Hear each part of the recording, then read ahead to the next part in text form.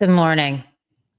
Well, we know that free speech is alive and well in the United States of America, or at least in the Eastern District of Virginia, because we just learned yesterday that a jury acquitted a man who had been accused of making threats against Donald Trump.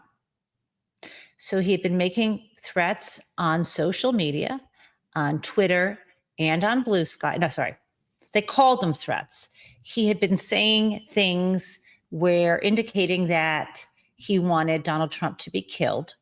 And you know how I feel about political violence. I'm not endorsing these man's statements. I'm supporting his freedom of speech. So he had been posting statements wishing that someone and asking someone to kill the president. And as it turns out, a jury of his peers had no problem with that. Let's talk about it. Here's the man I'm referring to. His name is Peter Stinson. He was 63 at the time he was arrested this summer and acquitted this week. He was formerly a Coast Guard officer, and you can see him in his happier days right here. But I need to show you what his booking photo looked like. There it is. And here's the kinds of things that Peter Stinson was putting up on Twitter and Blue Sky. And let's be clear, he was writing things like this from 2020 through 2025. So for 5 years, this is the kind of thing he was putting up, and he was only arrested, I think it was in June, right? Now, even though he was arrested, he was not in prison. He was on house arrest after his arraignment, okay? So here's the kinds of things that Peter Stinson was saying about Donald Trump. Once again, I don't endorse these statements. I'm just giving you a flavor of what free speech looks like. He said he'd look and sound better with a big red hole in his orange head. He also wrote, I'd pull the trigger, but I'm not a good enough shot. Stinson once also wrote, when he dies, the party is going to be huge. He also said things like, take the shot. And of course, back in 2024, after the attempted assassination, he wrote, just 3 inches, and today would be a different day. So all of this are things that he said. And then he was charged under a statute that makes it unlawful to make threats against the president. And, you know, if I'm going to talk to y'all about a law, I'm going to have to show you that law. But before we get that, and by the way, the statute is 18 USC 871, and it's entitled Threats Against President and Successors to the Presidency. Now, that is what this man was charged with. Spoiler alert. This is, I got to bump this up for you to see. Spoiler alert.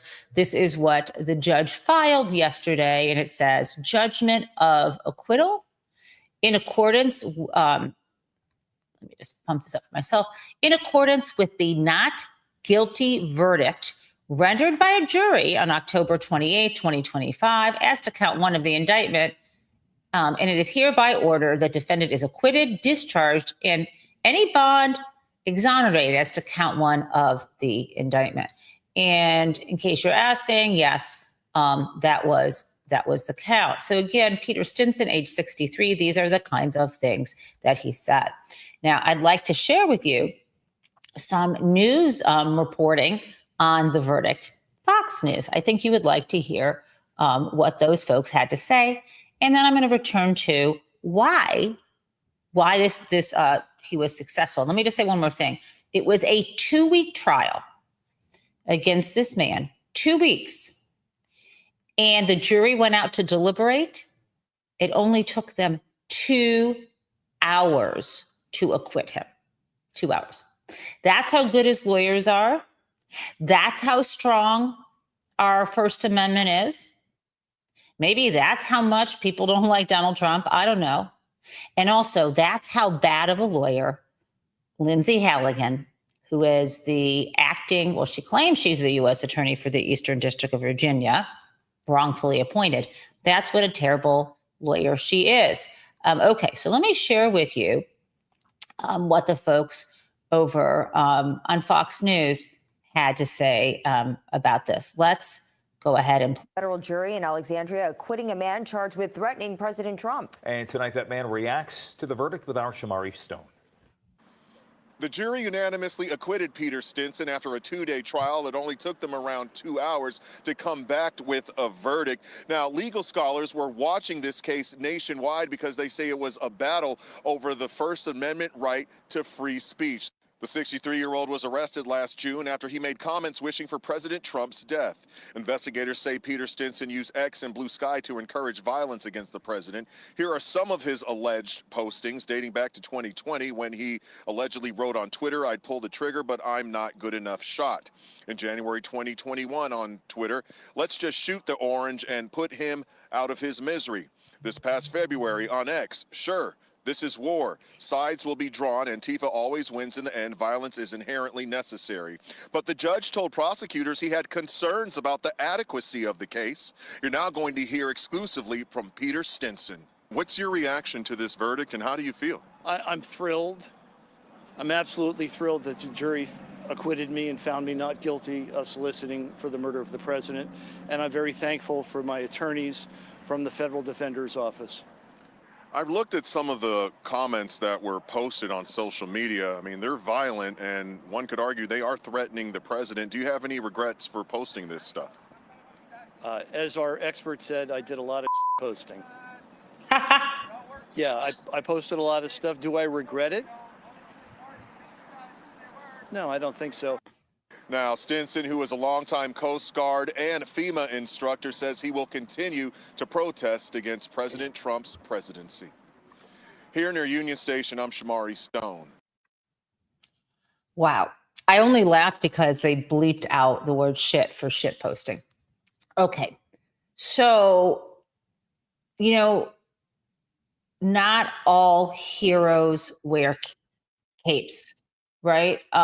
Not all heroes wear capes. Again, I don't endorse this kind of language. I don't like people publicly calling for violence. It's absolutely antithetical to my philosophy and my values. And at the same time, I also cherish my First Amendment rights and everybody's. And this is a victory for the First Amendment. Now, as I want to share with you from Bloomberg News what his lawyers had to say. So his lawyers claimed, and I'm reading from Bloomberg, claimed his alleged threats lacked the, quote, specificity, imminence, and likelihood of producing lawless action, end quote. So because they weren't specific, imminent, and likely to produce lawless action, then it's protected. Let me talk to you about that. Specific.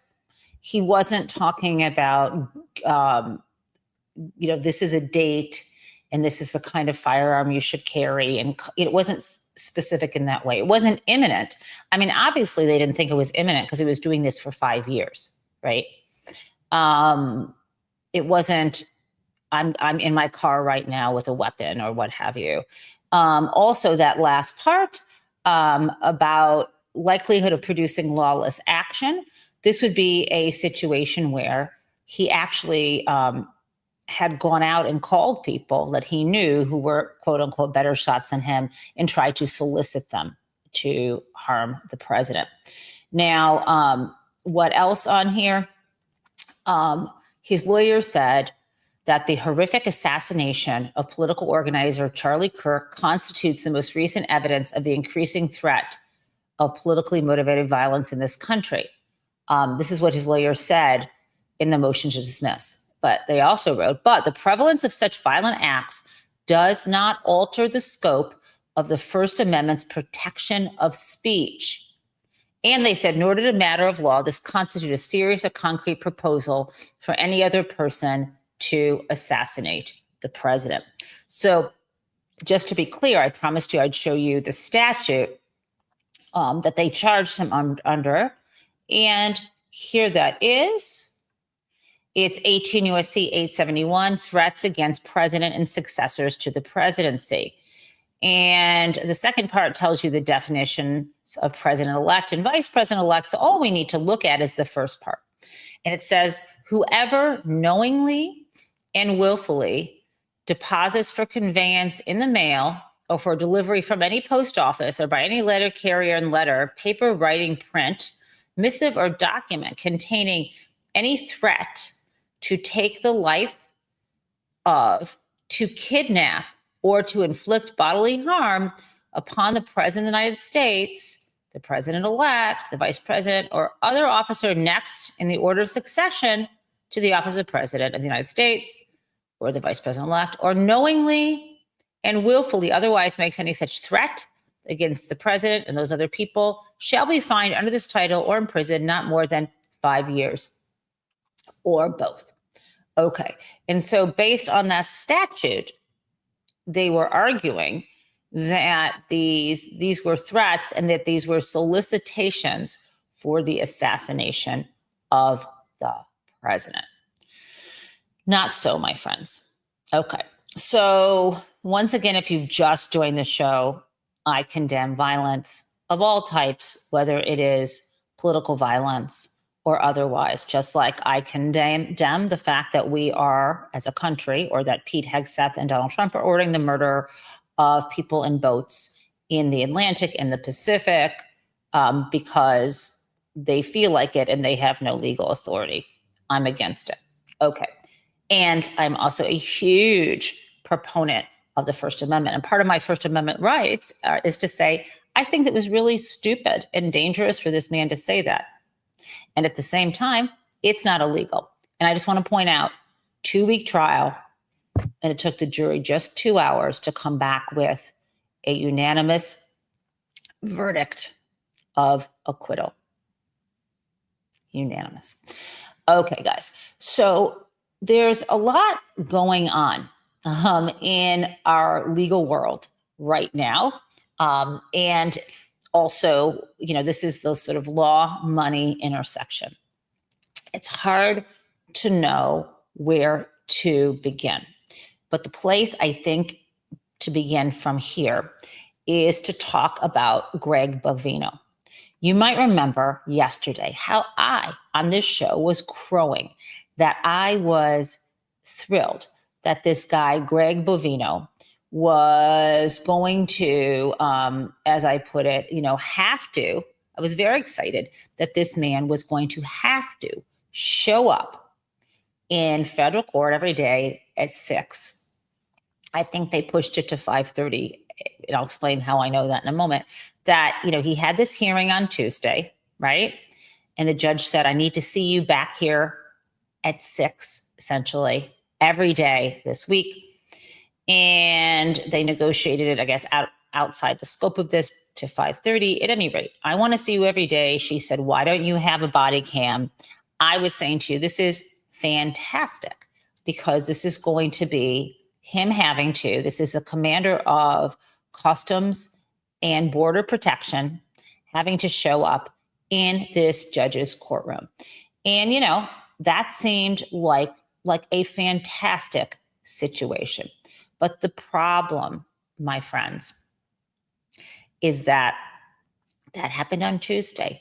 Yesterday, on Wednesday, the Justice Department, right before Bovino, a couple hours before he was supposed to show up in court, went above this judge's head and went to the 7th Circuit and asked them for a writ of mandamus. And so what do I mean by that? Essentially going over this, the idea is to go over the judge's head and say, court, this judge is beyond her legal authority to order this. So that's one part of it. But of course, what the Department of Justice also asked is, while you, the Seventh Circuit, is deciding whether Sarah Ellis went outside her lane, we need you to put on hold the requirement that this guy show up in court and explain himself. Remember, this is the guy who had lobbed a tear gas canister at a crowd that was not acting violently in any way. This is the guy who is presiding over what we showed you yesterday, and you saw not just on my show, but I'm sure on the news last night, of tear gassing at the Halloween parade where children were, and the tackling of a 67-year-old man and breaking his ribs, that guy. And so guess what? He didn't have to show up in court yesterday. That is a fact. So now the Seventh Circuit is in this case, and this is, I'm gonna show you what this looks like, because every now and then you want to see how the sausage is made. This is all done. This is all done through paperwork. Let me share the screen to show you. It's one page, and here we have it. Let's full screen. Okay, so this was filed yesterday. And this is the case is In re Christi Nome et al. And this now is in this Circuit Court of Appeals for the Seventh Circuit, right?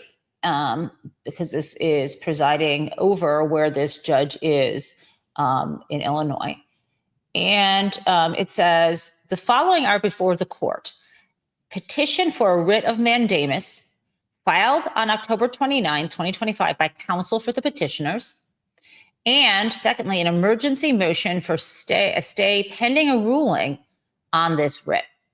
And so the Seventh Circuit it is ordered that the government's request for an administrative stay, so it's not on the merits, is granted. So that means Bovino did not have to show up, and he will not have to show up. And it says, pending a decision on the petition for writ of mandamus. So the order is temporarily stayed, only to the extent it required him to appear in court in person each weekday at 5:45. See, I keep getting the time wrong. I think they had negotiated 6 p.m. that he had to show up, and then somehow outside of the courtroom process, they got to 5:45. Okay, so he does not have to show up at 5:45. Everything else that she said in her order is still in effect. Now, what the Seventh Circuit added was, it is further ordered that the plaintiffs, so this would be, in this case, let's see, this is the plaintiffs in this case would be the parties trying to stop the government from stop Bovino and everyone from acting so violently and against what we consider law. It says, it's further ordered the plaintiff shall respond to this petition by 5 p.m. today. So that's happening now, right? This is huge. I'm really looking forward to seeing what that response looks like. This is going to be a huge fight. So those are things happening on the legal front. I remain hopeful in this regard.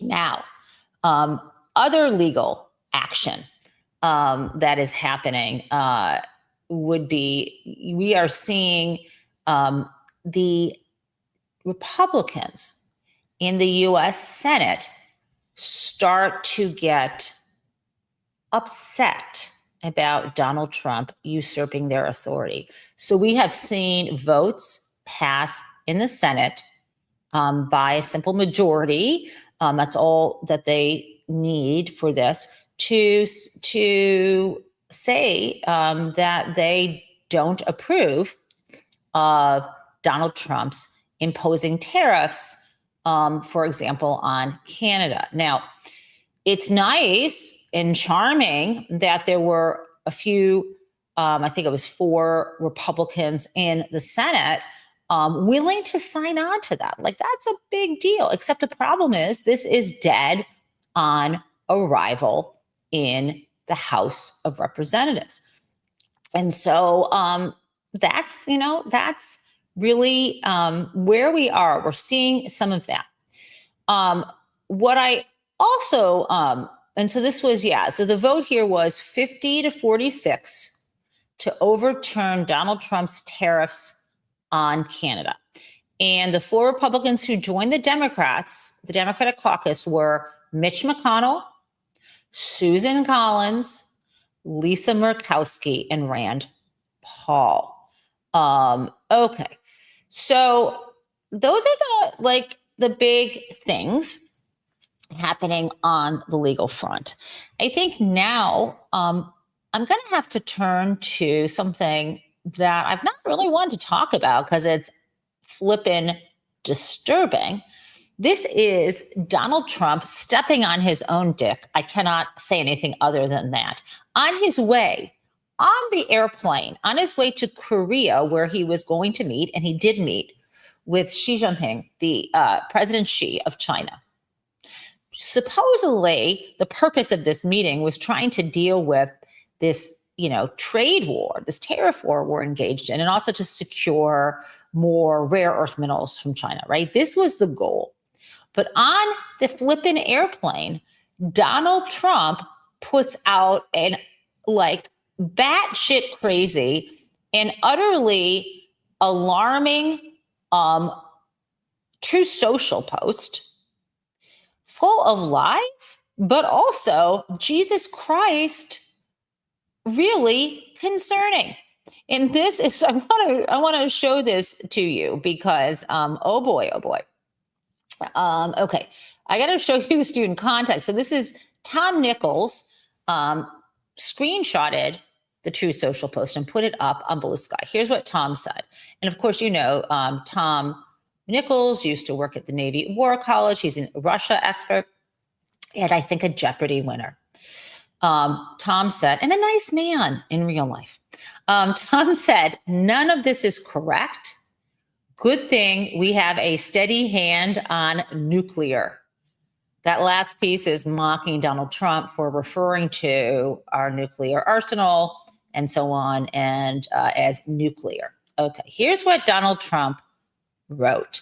And to be clear, this isn't true, but I want you to know how deranged he is. Part of me thought this belonged in Crazy Town, you guys, but no, it's too serious. Here we go. The United States has more nuclear weapons than any other country. Not true. This was accomplished, including a complete update and renovation of existing weapons during my first term in office. Not true. Because of the tremendous destructive power, I hated to do it, but had no choice. He didn't do it. Russia is second and China is a distant third, but we will be even within 5 years. Not true. Because of other countries' testing programs, not true. I have instructed the Department of War, not what it's called, to start testing our nuclear weapons on an equal basis. That process will begin immediately. Thank you for your attention to this matter, President Donald Trump. Friends, I don't know about you, but I'm not super comfortable about Pete Hegseth engaged in testing of our nuclear warheads. Now, let's just put some things on the table. We have not done any testing of our nuclear weapons since 1992. And I think if I look at it correctly, other countries like China have not. Let me just see. Other countries. When was the last time China tested its nuclear weapons? China has not tested its its last test explosion was 1996. So what we have seen countries do, and maybe this is what Donald Trump means, is we've seen countries test their intercontinental ballistic missiles to test the transportation vehicles that would carry the nuclear warheads. But nuclear testing means something very fucking different. And so Donald Trump, stepping on his own you know what, says this.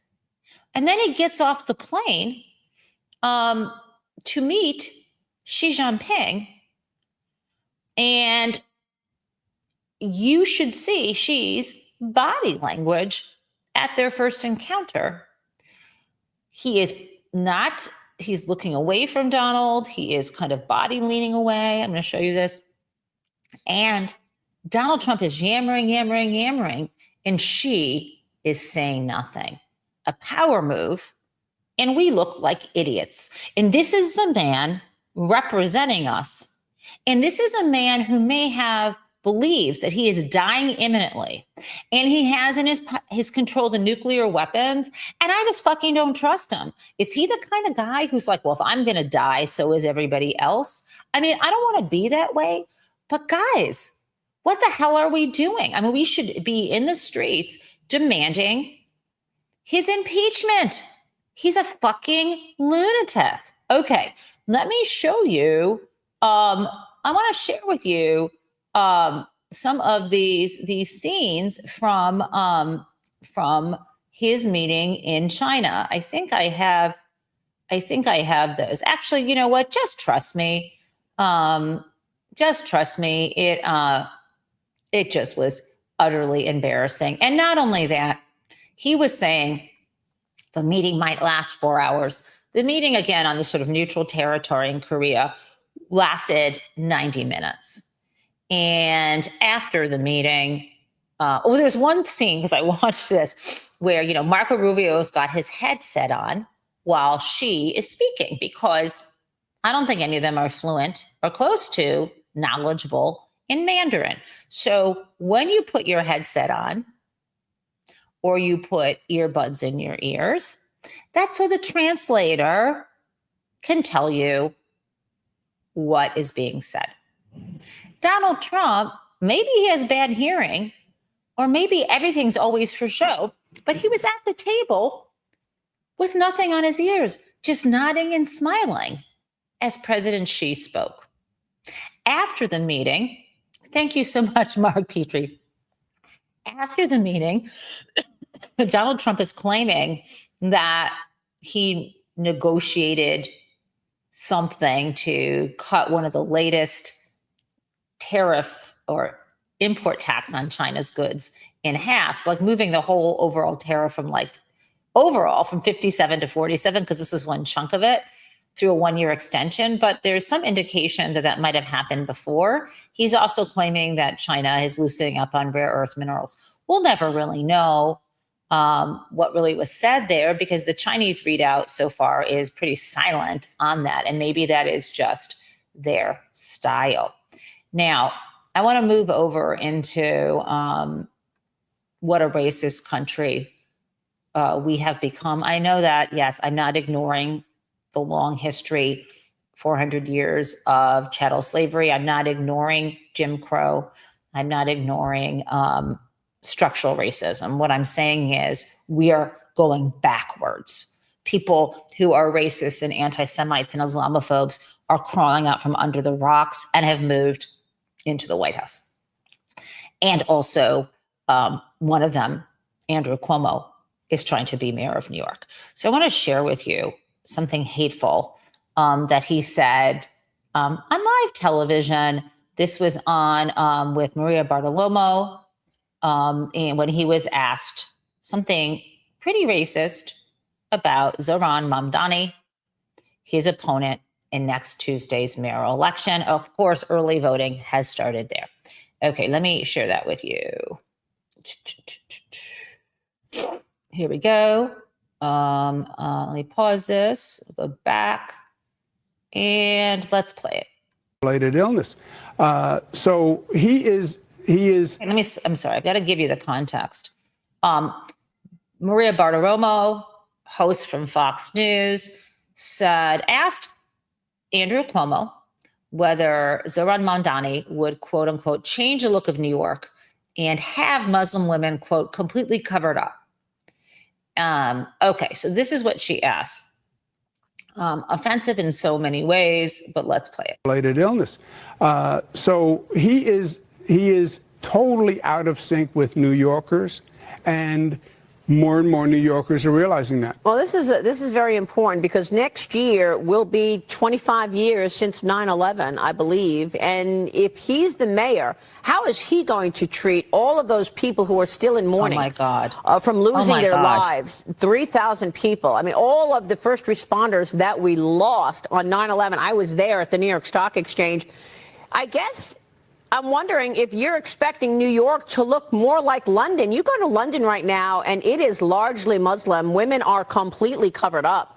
I don't know if you expect, if Mamdani were to be in charge, him to change the look of New York as well. Look, he is out of sync with how New Yorkers feel. You would never. He should have condemned You'd have that. to disassociate yourself immediately with anyone who said America deserved 9/11, right? It is so repulsive, right, to all New Yorkers. I just think he doesn't get it. You know, he's dual citizenship. He was a citizen of Uganda. His parents own a mansion in Uganda. He spent a lot of time there. A couple things.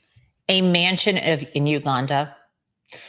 They're trying to paint Zohran Mamdani as some kind of Nepo baby who's gotten ahead because of nepotism. Do you remember who Andrew Cuomo's father was? I mean, are they really going to ignore who Mario Cuomo is? Secondly, he did not. I mean, the idea that he endorses that America deserved 9/11, that's insane. And also, Mamdani is not Saudi. I'm not saying all Saudis are responsible for the planes that attacked New York City and the Capitol and the Pentagon. But you don't hear these folks. I haven't heard him condemning the Saudi government or condemning the fact that Donald Trump adores them or that, so I don't get why they think this is going to work, but playing into people's racism in this way is insulting, and it's a disgrace to the Democratic Party that there are not more people condemning him and endorsing Mamdani. Now, we know that Hakeem Jeffries, who is not just Speaker of the House, but is also a rep from New York, has finally endorsed Zohran. But not so Chuck Schumer, who is the senator from New York. And where is Chuck Schumer condemning this? I have not heard him. But it's not just, I don't want to make you think it's just one rogue Democrat. We're talking about mostly what's going on in the Republican Party too. And I want to show you, and this is really disturbing. While we just were talking about Customs and Border Patrol, and I want to share with you what Customs and Border Patrol was doing yesterday, in addition to going into court to stop Judge Ellis from requiring Bovino show up and speak to her daily. What they also were doing was sharing Nazi propaganda type video of Bovino. And this is Department of Homeland Security. And they put this up. Remember, I shared with you that photo of him. I think you probably want to want to, well, you saw the photo of him that was kind of going viral, of him looking like a Nazi in front of a courthouse. I need to hold on. I need to share this with you because I think you're not gonna believe it. And as a Jewish American, someone who was raised to be wary of the Holocaust as a child, reading the Diary of Anne Frank, and another story that haunted me called The Upstairs Room. I don't know if it was fictionalized or nonfiction, of a girl who was hidden by a non-Jewish family and her life was saved during the Holocaust. I need to share this with you. This is happening here in America. This is what the Department of Homeland Security put out. I'm not using the sound because the sound associated with this, I don't know if they put it up, but it is obviously copyright protected. And I don't want the band to be associated with this. I'm sure they wouldn't. So if you can see in this screen on the right, do you see his hand on the right, literally and figuratively? Bovino with his hand up saluting. Below it says, "We will not be stopped." Let's watch this. Oops, hold on. I wanted to turn the sound off. Okay, let's go.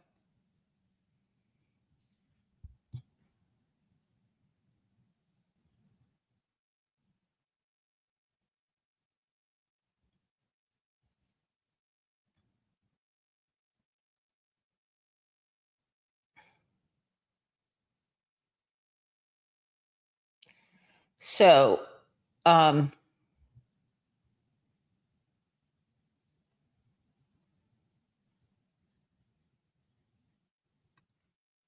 look at this. I just want you to look at this gesture. Friends, it's not trolling. I mean, it is trolling. It's also Nazi sympathizing. They're linking up the way he was dressed in a style that replicated the SS in Germany. They're going back and forth between that outfit he was wearing and his uniform in CPB.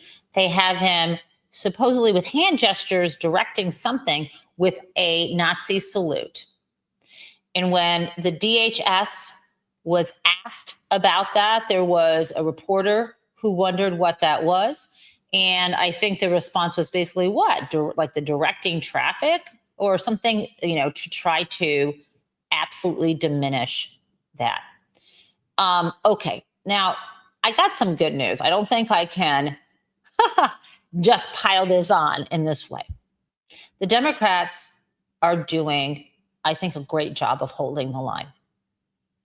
Bravo, when it comes to refusing to play ball in the Senate, refusing to move forward on a plan that would, strip away or that would jack up people's health insurance costs and so much more. I would also like them to be refusing the funding to ICE. I would like ICE abolished, but they are doing something.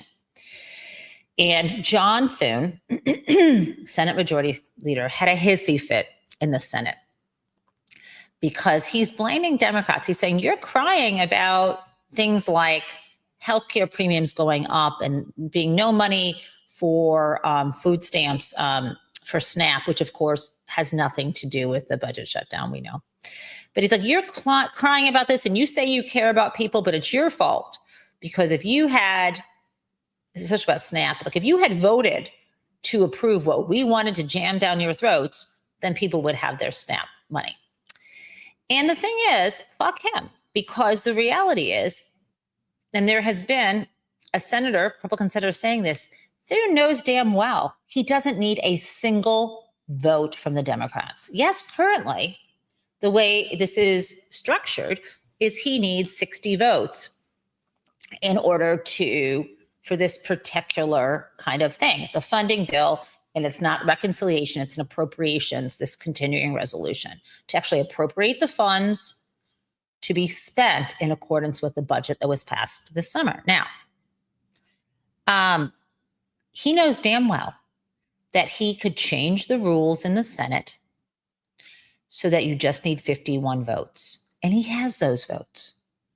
And listen to me. I don't know if this is grokked for you, if you get this. I hate to say grok now because that's now the AI over at Twitter. Listen to this. In a heartbeat, the Senate could change the rules and then pass the continuing resolution. They could do it. But they don't want to own this. They want some Democratic fingerprints on this appropriation, on how the government is funded. And if I had my druthers, I would hold the line until they did that, until they changed the rule to 51 votes. And there's a reason they should own this. Not a single Democrat should approve or support the way funds are being appropriated by this party. Let them own this. Because what's going to happen, and again, I love that the Democrats are holding the line, but at some point, people are going to say, why did you vote for this? Now, look, they've got to do what they've got to do, but I would make the Republicans own this. And let me share with you some good stuff to make you feel better that Democrats are actually are doing on our behalf. This is Joe Neguse. Okay, let's play this for you. Let me just pause this. I just want to be able to get you in the right place. Sometimes it's hard for me to share these images. Oops. Here we go. Share screen. Share screen. I got you. Okay, let us, and I want volume. Sorry, guys, we got this. So this is Assistant Minority Leader Joe Neguse, I think it's Neguse, holding this press conference on SNAP benefits. So he's Assistant Minority Leader, so just below Hakeem Jeffries. Let's play this. And for my Republican colleagues who suggest all sorts of fanciful rationales for why the administration has been unwilling to do so, I would just simply say it is outrageous that the Trump administration can come up with $40 billion to bail out Argentina and refuses to spend the money that Congress has appropriated to feed hungry families in America. Outrageous. And House Democrats won't stand for it. And so, this is, they are, the reason why he was standing there is, my friends, is because Democrats are figuring out that they need to hold press conferences, that they need to control the narrative. Okay, I want to mention something. I'm going to do two things before we get to Crazy Town. I want to, because I did, as you know, this week on Tuesday, have Charles Gaba, the expert on the Affordable Care Act, on the show.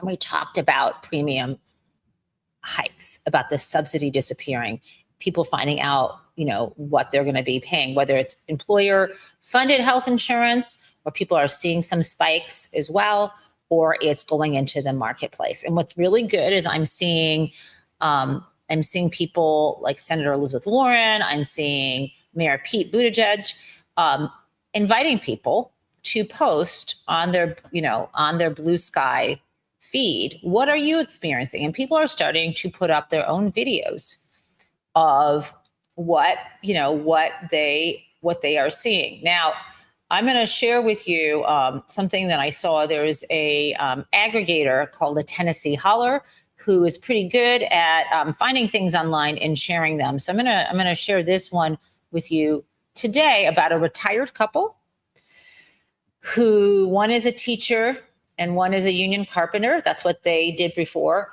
And their premium are going to be skyrocketing from $443 a month. That would be their healthcare premium they're paying now, $443 to $2,224. I want to share this with you. so you can watch them. These are real people like you and me. And let's play it. It's like buying without the subsidy and with that kind of increase, it's like buying another house and trying to pay for two houses at the same time. Yeah, so we don't know what we're going to do exactly. We don't know how we're going to have some health insurance. My name is Carla Zimmerman. I just retired in June from 25 years of teaching. My name is Bartley Armitage. I've been in Eugene, Oregon for most of 45 years. I was a union carpenter for over 30 years and still a member of the Carpenters Union. Our current premium is $443 a month. Through the ACA. Through the ACA, and which is manageable for us, both retirees. However, it's going up to $2,224 a month. We are kind of in shock. That's without the subsidy. With the subsidy, it's manageable for us. We still live paycheck to paycheck, but it's manageable. The Affordable Care Act, we sort of counted on that in the interim period as retirees to sustain our health care. Without the subsidy, we honestly don't know what we're going to do. Without the subsidy and with that kind of increase, it's like buying another house and trying to pay for two houses at the same time. Yeah, so we don't know what we're going to do exactly. We don't know how we're going to have some health insurance and be able to afford it on a monthly basis. The thing that gets me the most is that both of us have worked our whole lives. I always had faith that our government would, when we retired. The government, that our leaders would have a heart and try to find a way to help everyday Americans. What I would say is this government should be about we the people, not about some. Without the subsidy and with that kind of increase, it's like buying another house and trying to pay for. Okay. So this is what the world is right now. I could share more and more of these with you, but I think different variations on the same thing. We the people in the wealthiest country in the history of the world are saying that it's fine that people suffer, that we don't share any kind of prosperity, that people die, suffer, can't have health insurance, children go hungry, when the most wealthy are deciding whether to buy another yacht or how to invest more money into the scam that is crypto, or how to give a hidden donation to Donald Trump so that they can get another government break to make more millions. Yes, I'm talking about many examples right now. We deserve more. This is our country. Even if we have an authoritarian leader, even though this is veering into complete kleptocratic control, we're not there yet. And we have the power to change this. Now, I've got some good stuff, right? I want to share with you something that I found very, very heartwarming. And so I'm gonna go with that. I'm deciding that I cannot even add to the story. Nick Fuentes, who blames all Jewish people for everything, and he did that on Tucker Carlson's show. I don't have that in me at the moment. So I think instead I'm going to share some feel-good things before we get to crazy town. So let me show you this feel-good. This makes me happy. I'm a dog person, but I'll cheer for a cat and for a bunch of kids any day of the week. Okay, let us go right now. I hope that you can see what's going on here. A cat caught on a roof. Let's play this.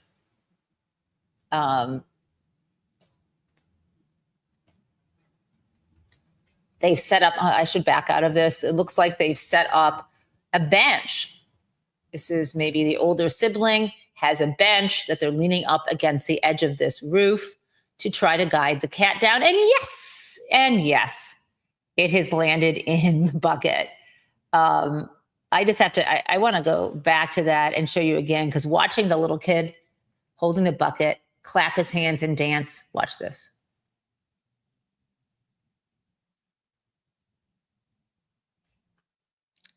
I love this. I love this. Watch, the cat's going to run down. And let's do it. Watch this little kid at the bottom. Put it down and then clap and dance. This is the world that I care about. Yes, of course, I like creativity, prosperity, wonderful art and literature. I like sports, all the good things in the world, industry, business, creativity, all of it.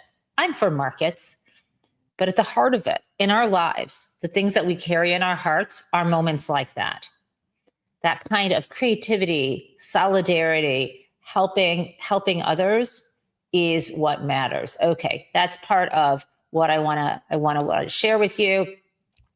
I've got another feel good story here, but I think I will show you. You know how much I am a Zohran Mamdani supporter, so I'm going to show you his campaign ad. Why the heck not? As a feel-good story before we get to Crazy Town. I think this can be the way of the future. We deserve an America where we care for each other.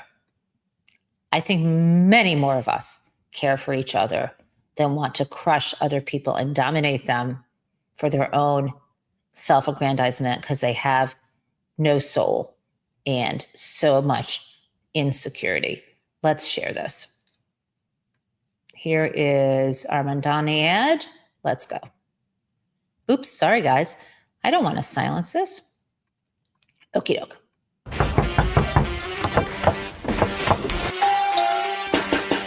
Hello. Zohran Mamdani's campaign for mayor. This is my first time canvassing. First time I've ever done it. My canvas tomorrow as well. Would you like a flyer for Zohran Mamdani? He's running for New York City. El próximo alcalde de Nueva York.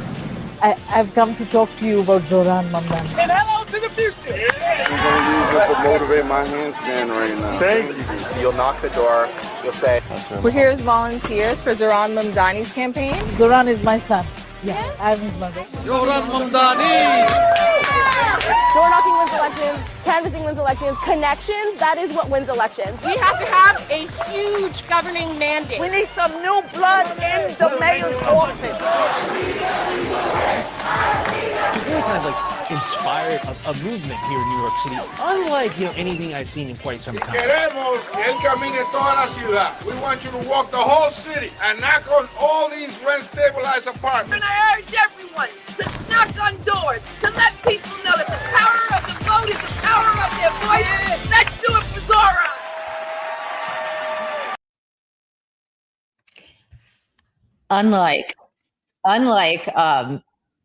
Unlike Pete Hegseth, I do believe and know that our diversity is our strength. That gives me joy. That is the world I hope to see. I'm looking forward to what those results will be of that election. And now, my friends, we are now in the window of Crazy Town.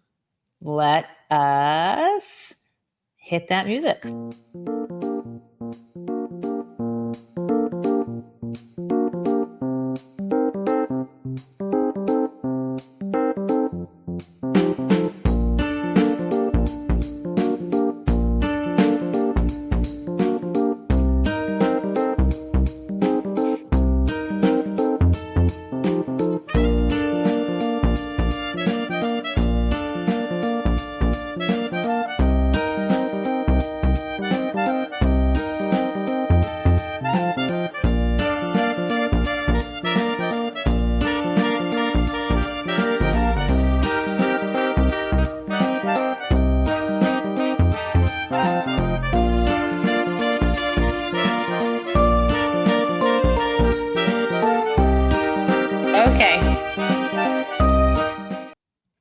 Okay.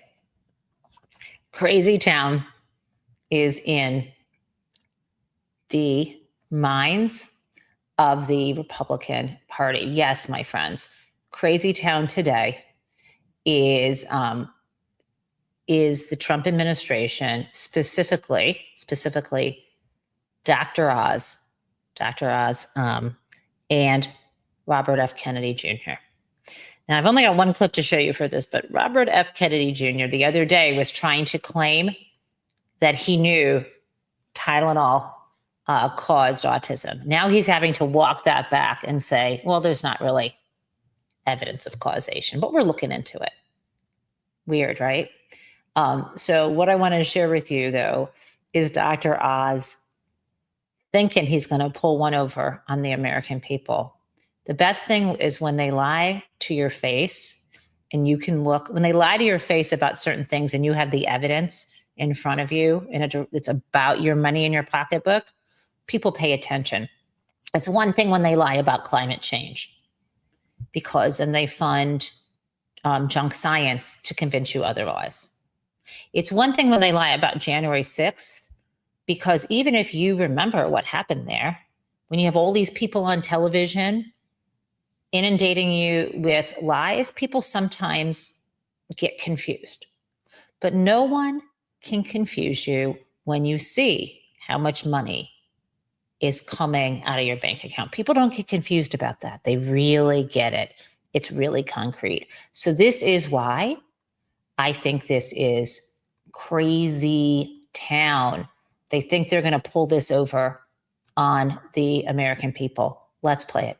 You mentioned at the top that you want medications to be affordable, effective, and safe for Americans. We're speaking today on the day that window shopping began in the Affordable Care Act program on those marketplaces. And that shows that unless those tax credits are extended, those subsidies, the average plan will increase for Americans by somewhere around 115%. Do you believe that Congress should extend those subsidies so that most Americans do not receive significant increases in their premiums? Where'd you get that 115% number from? Kaiser Family Foundation. They retracted that. That data was run inappropriately. They changed the messaging on it. Go back and look at the website. Here's the truth. The window shopping is already revealing that the average American is going to pay about, who's on the ACA, between 100 and 400% of poverty level, is going to pay $50 total next year. It's going to be $13 more than this year. So there can be. Okay.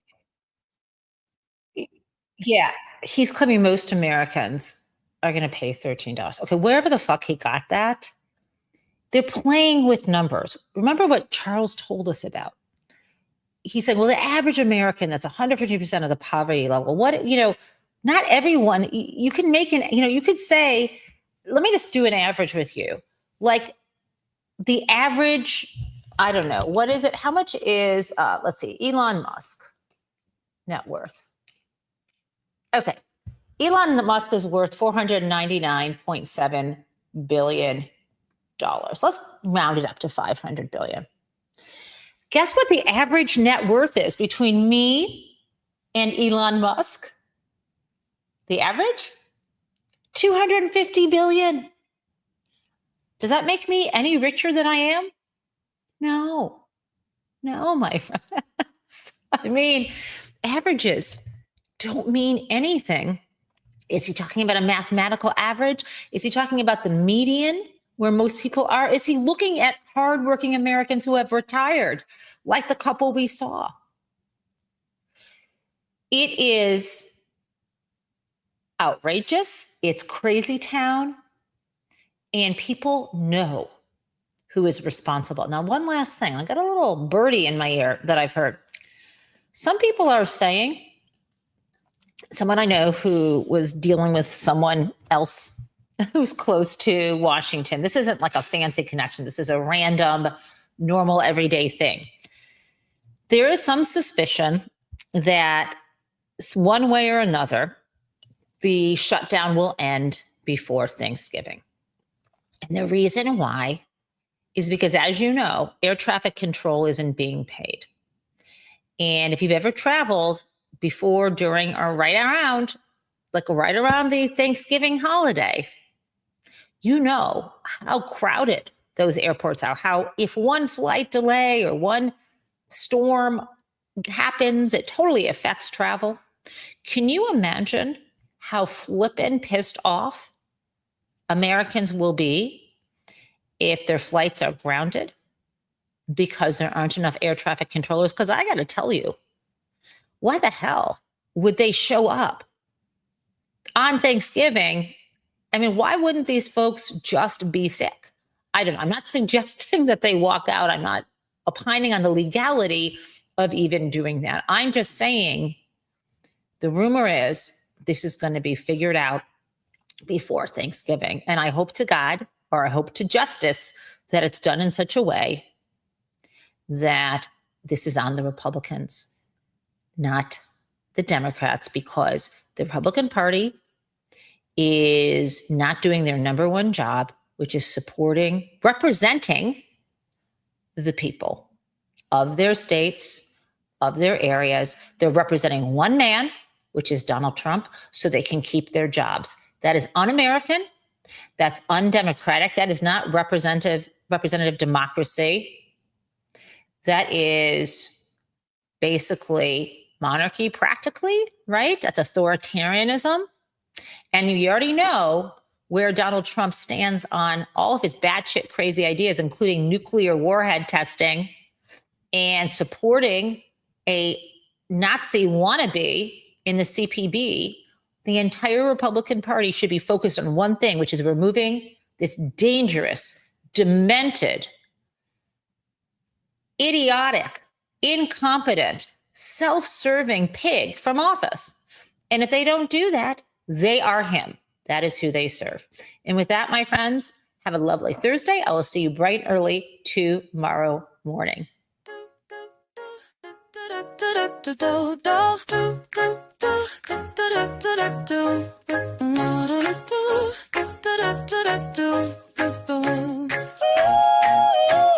Hello, prison mates. It's the Jen Taub Show. Well, welcome everyone. Let's learn about what is happening in politics yesterday and today. There is hope, and we are together in this democracy we work for. And again, welcome to the Jen Taub Show.